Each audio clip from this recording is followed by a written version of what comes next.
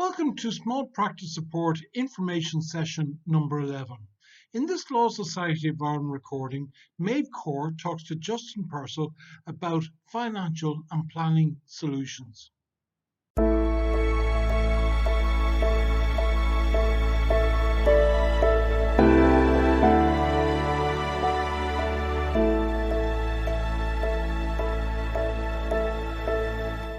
Small Practice Information Session 11 with the Law Society, financial planning top tips with Maeve Core. So just to introduce you formally, Maeve, delighted to have you on the show. I've known you for, I won't say how many years, but maybe over 25 years, back in those days in UCD and economics. So Maeve has worked in private clients for the last 25 years. She's worked with a range of big blue chip companies such as KPMG, PwC and Deloitte, and more recently with AIB, private banking and wealth. So I think we're in really good hands today to find out more about how we should be financially planning in this very uncertain times for the future and currently. So Maeve, over to you. We're really very happy to have you with us today. So thank you. Thanks, Justin, and thank you very much for giving me the opportunity to talk today.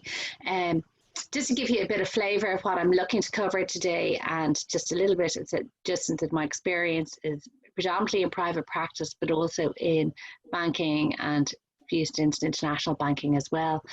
I set up my own practice at the beginning of March in advance of COVID, so I understand where people are saying things have changed with COVID. My background is I'm a chartered tax advisor. I'm also a pensioner trustee practitioner. I'm a member of STEP, which I know many of your members would be, and I'm a qualified financial advisor. When I established my practice, it was really about providing fee-based advice to clients. So I'm not a broker who sells a product. So when I'm approaching things with my clients, I'm looking very much from a advisory point of view, which I think would sit with the solicitors and how you approach advice. So really what I'm trying to give a flavour is things that I'm coming across my clients, things that I've seen over the last number of years, and have a bit of look at what's happening of late and the impacts of COVID. So I'm going to shoot on, if that's okay. Yep. So just to say to anyone who wants to post a question or query to the chat there, we're more welcome to deal with it as we go along. So I suppose just I talk about financial planning and I talk about goals, and I suppose what I really come back down to this quote that I love, which is like, a goal without a plan is just a wish. And I suppose, like all of us, we all get very busy with our businesses, we're very busy with day-to-day life, and we don't really think about our personal finances and have a strategy about it. And what I've always said to my clients over the years is, you would sit down and think about your business plan and your strategy and how your business is going to grow, but what's your plan personally? And do you really know what your key dates are, or what's on your wish list? So I've just put up another quote there saying, our goals can only be reached through a vehicle of a plan, which we must fervently believe and upon which we must vigorously act. And there's no other route to success. I suppose really what we're looking at here is, okay, how do you implement the plan, and what you need to do to make it real and make it true for you. So I think we're going to do a quick poll just to around people's finances and how you feel about your current position. Do you want me to launch that for you there? Please, that would be great. So really what we're trying to do is get a little bit of a view of how you feel about your confidence in your finances at the moment, or do you have a handle on them? Okay. Yeah. So I think we'll just let that poll just run there for a few minutes, because people are just coming into the call late. So yeah. And this is anonymous, so we're not going to know who's put anything in. So but it's more really to try and get a gauge on how we're doing. Yeah. So I think we'll just leave it live there and come back to it in a minute or two. Yeah. Yeah. As I said earlier, really, and I can only imagine that solicitors in their own private practice, it's all encompassing. So you're really time poor, you have conflicting cash flow requirements between investing in your practice and your personal priorities, and it's around you're prioritizing your personal financial affairs. What I would always say to my clients is, it's really what you want is the tools to make informed decisions. And if you're making informed decisions, they should be better decisions for you and your family. So I talk about taking control, and really, rather than, okay, we talk about the top 10 issues, but it's about taking control back. So have clear goals. So I would do a lot of financial planning with my clients. And what I'd look at is, what are your long-term priorities? What are your short-term priorities? How are you building wealth? And what's that wealth intended for? So long-term priorities, we think about, people say, oh, I want to retire at 65, or I want to retire at 60, or I'd love to not work anymore. In reality, what I've seen in practice is very few people actually retire at those dates, and particularly where you have your own practice or your own business, you don't tend to walk away at 60 and never work again. But you may want to have what I call financial independence, is that you have a choice how much you work and how long you work. And that's getting to that optimum level and giving you that financial security is really important. So point 2 here is assessing your needs. And this is where I say is take control of what do you need. So when I'm doing a financial plan for a client, I look at all the expenses, all the outgoings, all the assets, all the liabilities. And then we look to prioritize, okay, what are the musts that you must spend on? Okay, you still have to feed yourself, you still have electricity, you still have all of that. So it's really about how much money do you need to be taking out of your practice to give you your basic needs. Then what you really need is you want to be able to go on holidays, you may want to be educating your kids, the cost of all of that may be there. And then there's really a wish list saying is, actually, if I'm working all these hours, what does that mean? And how does that translate back into my personal life? Do I want to buy that holiday home in the country now that I can enjoy it? Or what do you want to do around that? So it's assessing your needs and understanding your needs. And I suppose one of the things I've experienced through the COVID lockdown was, this is really a time people have reflected on what's important to them. And I think a lot of us have probably found some of the materialistic things that we thought were really important to the pace of life, that was not necessarily what you really want. And is it a balance between, actually, I want to earn X, but I want to work a little bit more, or I'd like to retire earlier. I'd like to be able to take more time off in the summer, which I appreciate is very difficult in private practice. Next thing, plan for the unexpected. And there's been no time like COVID to plan for the unexpected. So here, I understand the Law Society has a range of insurance policies that are available to the members. Illness cover, life cover. And people always say to me is, how much cover do I need? And when is enough? And what cover should I have? And I would say it depends on a whole heap of factors. So one, if you weren't in your practice today, what income would be generated out of that practice? Would it still pay you? 2, what other assets you have outside your practice, outside outside the business? What other assets do you have? How liquid are they? Do they throw off income? What would you replace that income with?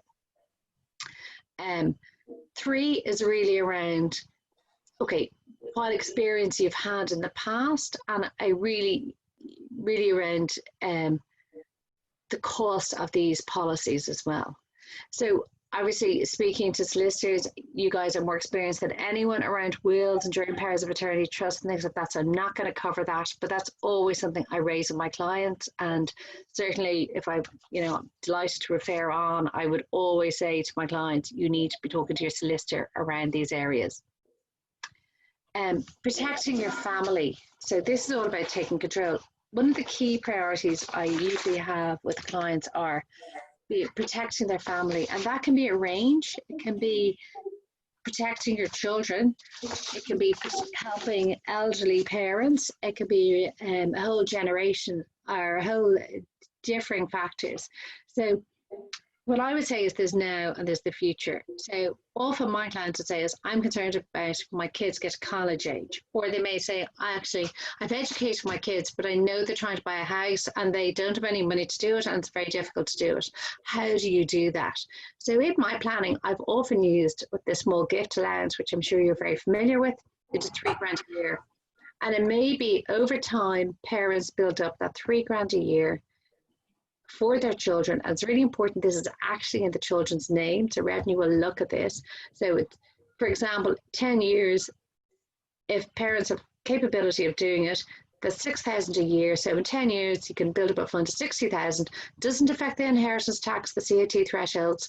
So 60,000 tax-free to the children can be built up, and that can actually go towards maybe setting them, helping them give that start in life, maybe going towards buying a house, but it's there, it's in their name. the important piece to remember is that's now their money. So it's not a pot you can go back to and dip into, or you're taking gift back from them. And again, the same thresholds are there. So that's one piece I would say is actually how do you protect thresholds if you have the cash flow and the wherewithal and want to do that. The second piece I would say is around generation skipping. So I've worked with a lot of clients who have said, I'm likely to inherit from my parents, but I'm now in my 60s, my parents might still be alive, but I don't want the money now, be more beneficial to the next generation.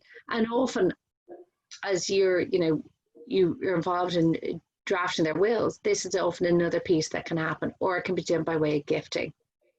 I say speak to the experts. I always refer people back to their solicitors on this.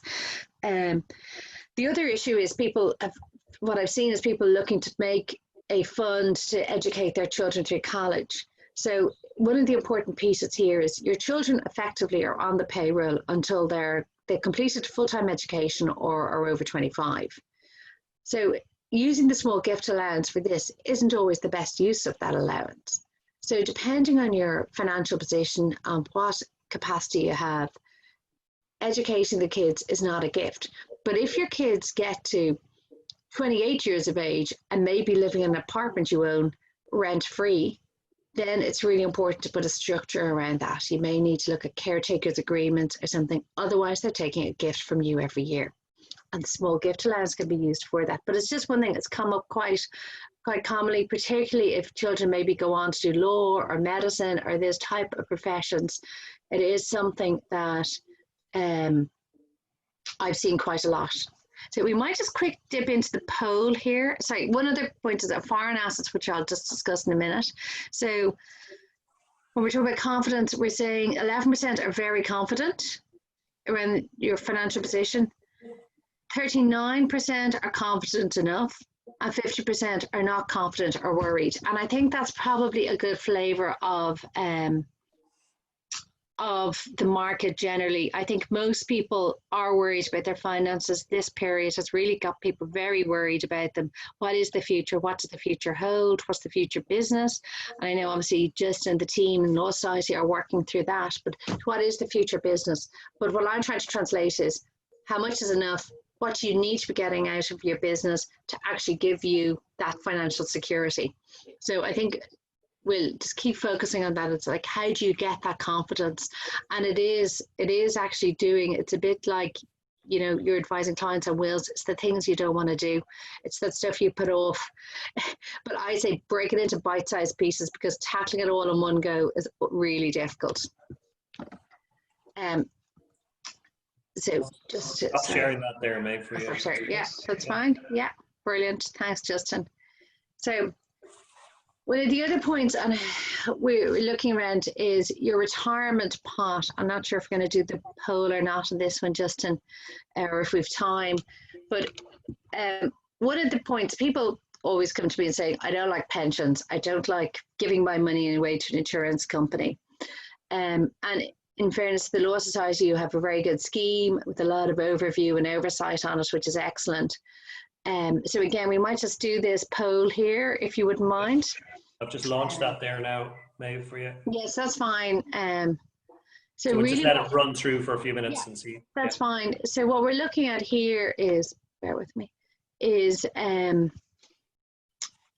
your pension assets. I would always say to people is your pension is your formal pension asset. So what you've been putting into be it the Law Society scheme or your own personal pension plans.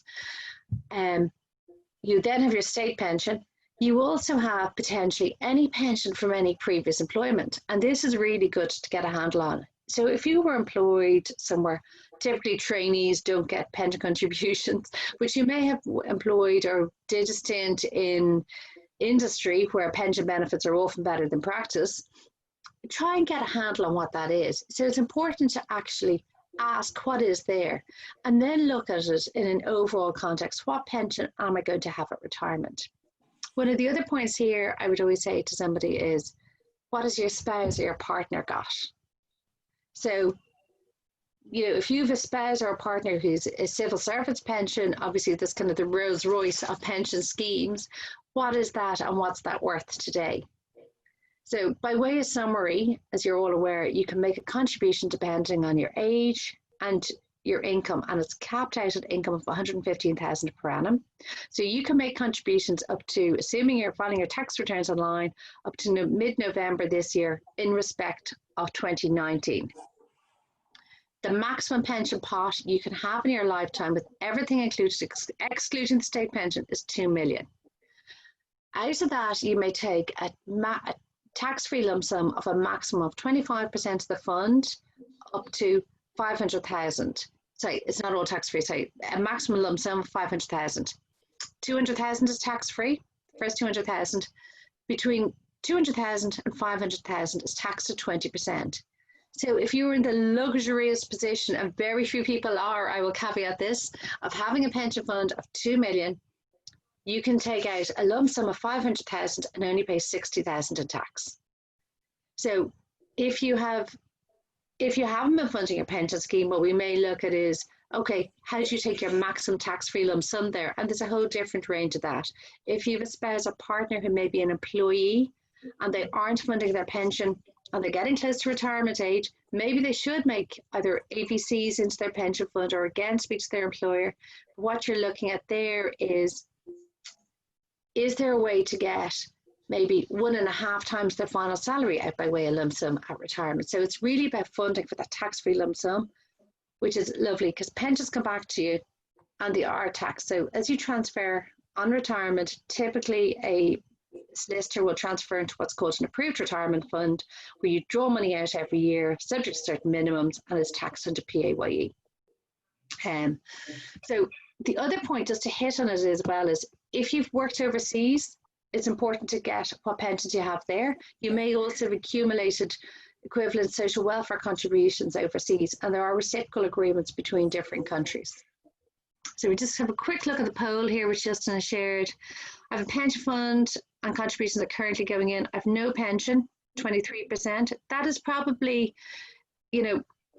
that's probably not a bad statistic compared to overall stats in Ireland, and typically women are underfunded on pensions, and I could say that as a guilty woman.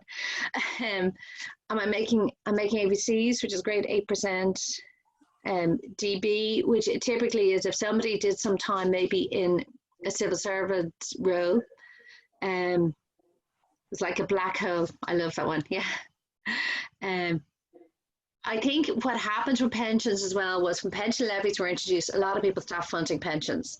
And if you've cash flow shortages, you stop funding pensions. So one point just to reiterate here is, if we're looking at COVID implications, and we're looking at actually, when you're looking at your tax return in 2021, which is the 2020 tax return, and you're saying is, my income is going to be way down in 2020, your pension ability to fund 2021 will be impacted.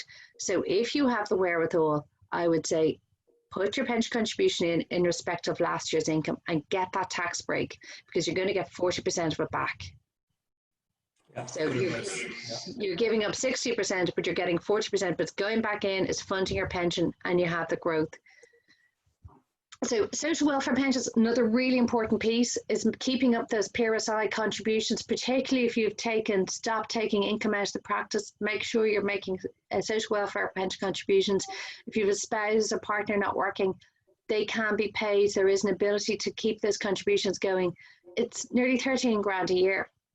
And I know the age has been pushed out, but it's really valuable. So try and keep that up.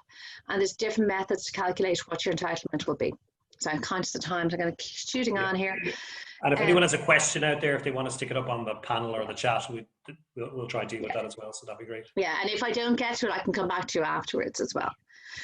Tax efficiency. So just here hitting on prelim tax. I'm just conscious as we're planning going into the autumn, and people are probably dreading talking to their tax advisor or their accountants, which is not unusual. Prelim tax payments. So I think out of all years, it's really important to have a look at your current year for preliminary tax payments. Normally it's always done on a prior year basis or the previous year. So 105% of the previous year, 100% of last year, or 90% of this year. If your practice has been hit because of COVID, have a look at that. It's worth the calculation. It's worth paying the accountant to do that calculation. Current debt warehousing schemes. I said to Justin, I've been on 2 revenue sessions on this. I'm still equally as confused, and I don't know what the man on the street is supposed to be doing. The important takeaway I took on this is you still need to be filing your returns and paying where you're through this payment. So this is around warehousing VAT, and it's also around warehousing employment taxes. So it's really important that you keep your filing up to date on this to actually qualify. And the conditions keep changing. So Revenue ran a session last week, and they said they would release the session, but they said as soon as it's up there, it's going to be out of date. It's changing constantly. So keep revisiting that. Other pieces around tax efficiency, pension allowances, pensions, obviously tax efficient, other allowances. Sometimes people have maybe a child is incapacitated and they haven't been claiming the credits for it.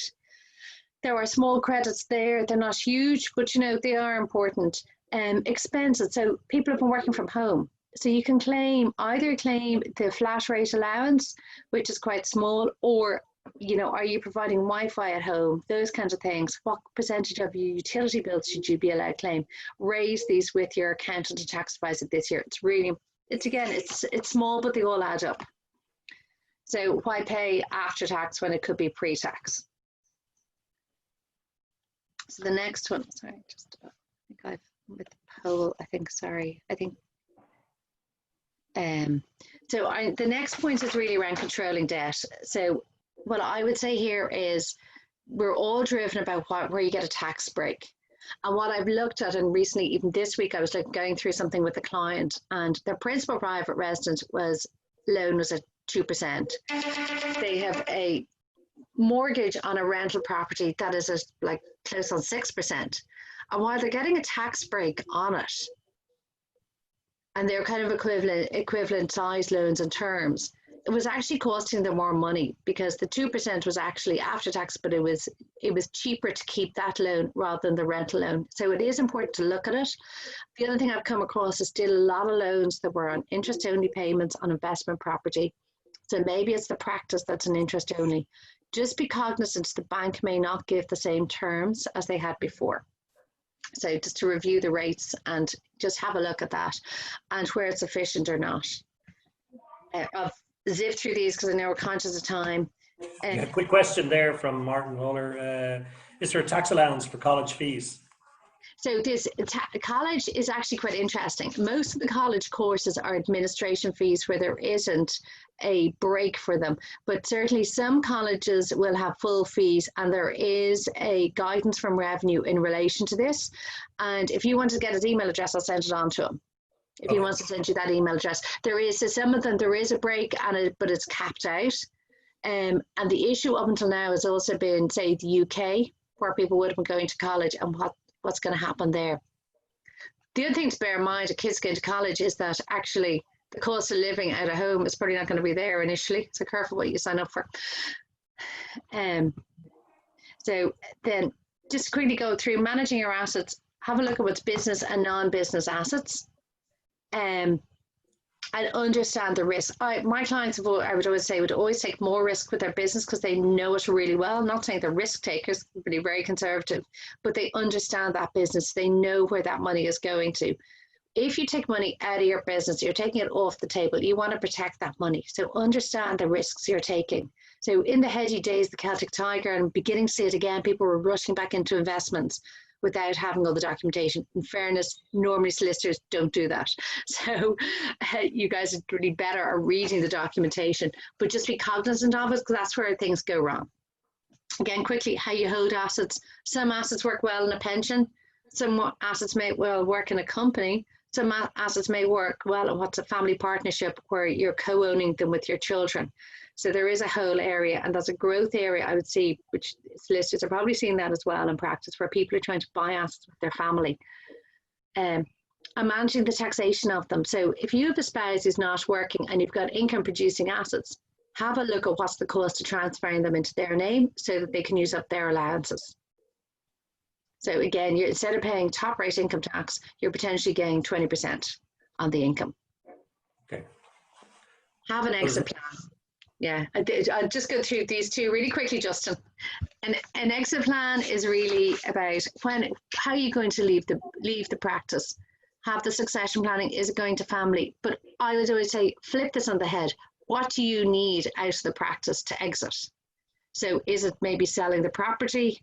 You know, people have this idea that they're going to pass on to their family. That might not always work. And I'm seeing more and more it doesn't work in practice, like be it business or in practice. And then the last piece is really reviewing your plan. It changes constantly. And I said, given things like wills, enduring powers of attorney, I specifically see around foreign property, particularly where people may have a spouse or partner working in US companies who have shares and share options. The inheritance tax is not the same in the States. It's not exempt between spouses. All you can do is transfer $60,000 tax-free on death between a spouse. So it's planning for that. Very, very good, Maeve. So maybe have you seen any specific queries or issues there around legal practices and this exit plan, or current issues that relate to just the legal sector at the moment that you think are? I would say it's the legal sector, but it's common across all businesses. Is people have this idea: what's the value of the practice, and when are they being paid, and how is it treated? So it's availing of things like retirement relief is really important. And having a review of that, does it work? Where families have come, I've seen issues where maybe a family member has taken over a practice, and the cash flow has not been released to the previous generation, and they really need it because this in their mind is their pension. So it's planning for that, planning for the timing of the payoff, the runoff cover, all of those costs, and making sure that you've done the due diligence is done. Either you're buying a practice, the due diligence is done properly, or if you're selling your practice, is trying to move away from the practice is just you. And this happens in family business as well, is what are they buying? Are they buying the practice, the goodwill and the book of clients, or are they solely linked to you and they won't be sticky to the practice? So it's trying to, if you're planning retirement, it's get your affairs in order a number of years in advance, with that view to make sure you claim the relief properly. And then also looking at is how do you build that team around you that you have the succession within the practice. Brilliant. And I reckon maybe there's a whole session on the planning of legal practices and how you plan them going forward, and develop the sales and then look about selling it. So brilliant. Yeah. Is there any additional questions that anybody out there wants to ask us at this stage? We're coming to the end, and maybe is there any other sort of closing comments you'd like to make? Or I think it's been a fascinating and really interesting kind of 10 steps to kind of financial planning and taking control of the issue. I think a lot of people maybe have thought about these things, have worried about these things in the middle of the night, but haven't really grasped the real issues in doing something about it, which is making a plan. I would say bite-sized pieces is probably the first size piece. If you try taking this all on in one go, but have a think about it is that piece about organizing. And I know setting up my own practice is how much income I need, I want, or I would really, really like is the driver of the work-life balance, the driver of what work you take on and pricing that work. And I suppose there probably, as I see in my practices, there's a huge opportunity for solicitors around between succession planning, passing assets on between family members, exiting business, and also huge issues around, I suppose family breakup is one of the other issues that I'm coming across quite a lot. In that is a piece around succession that, do remember, is if you pass that asset on and something happens, and the next generation there is a marriage breakup, that family practice could easily leave the family. So just have a think about what that really means to you. So great. Thank you, Maeve. We'll just roll on there, if you could, just to the next sessions that we're running. Yeah, there's a case study which I don't think we have time to go through today, but really what I was trying to demonstrate on it was the impact of pension funding and starting early on your pension. So even if you have to stop next year, just do it if you can this year. Yeah, get started. That's your next session, Justin, on the 26th, is it? Yeah, so we've Dave Prendergast from BH Consulting. He's just going to talk to us about cybersecurity and data security, which is a really relevant issue at the moment, and especially with GDPR, etc. And then the following week, we've got Ronan Morris, who's going to talk to us about online sales and marketing and tips for professional service firms. So we look forward to next week's session at 1 o'clock. Again, many thanks to you, Maeve, for your brilliant advice. We're getting a lot of very good feedback, excellent tips, very good tips, financial planning solutions, very informative. Thank you very much, Maeve. So Maeve, a pleasure to have you on the. There is anything. Justin has my contact details. They're up on the slide. So. Yeah, do you want to just drop down there? Is your contact details there at the end? My contact details are up here at the front. Okay. So if you need to ask me any questions, you can, or if not, you make contact directly with Maeve. So we'll just leave that live there for a few seconds. So Maeve, thank you very much for thanks for the opportunity. No, it's great. Yeah, so, I should admit that we're guilty of not. I've done my will, but my pension planning needs more focus. So maybe when it's not our own area of expertise, we're probably. Yeah. Well, I look forward to talking to you next now to hear that you've taken that on board and you have a full plan. Absolutely. You have to go and see a good financial planner. Good financial planner, absolutely. The other point, I suppose, really is, and it's a real learning point, is not underselling your expertise. And, when you're taking work on, it's pricing it appropriately. So Maeve, could I ask you just to drop it down to the last slide there for a second? Yeah. Brilliant. So